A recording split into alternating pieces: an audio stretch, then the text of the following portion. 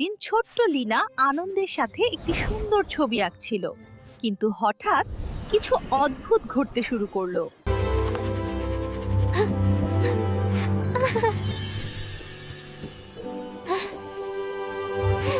ফুলের সব রং যেন মিলিয়ে যাচ্ছে। কে চুরি করছে সব রং? আর কি লিনা রংগুলো ফিরিয়ে আনতে পারবে?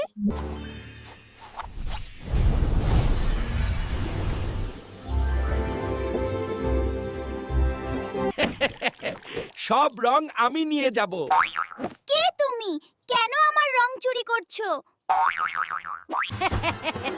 আমি সব রং নিয়ে নেব। তুমি কে? কেন আমার রং চুরি করছো? আজ আমি সুন্দর একটা ফুল আঁকবো। আরে, আমার ফুলের রং গেল কোথায়? চলো একটা বড় রংধনু আঁকি। চলো যাই, একটা বড় রংধনু আঁকি।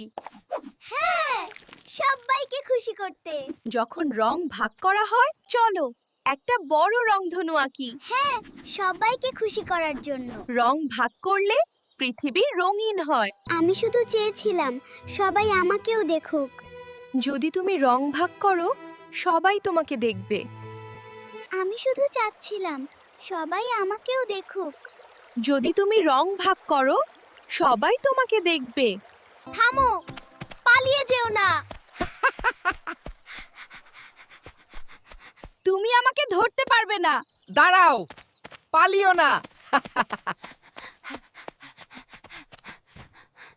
আমাকে ধরতে পারবে না। দেখো, আমার রঙের রাজ্য। রং চুরি করলে সবাই দুঃখ পায়। চলো তাহলে রঙিন জাদুর অভিযান শুরু করা যাক।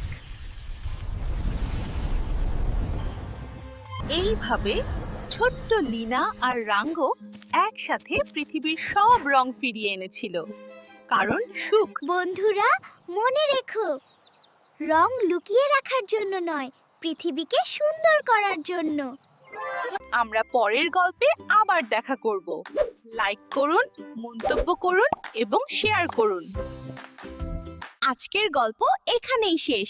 রং ছড়িয়ে দিন, আবার দেখা হবে। রঙিন থাকুন, খুশি থাকুন।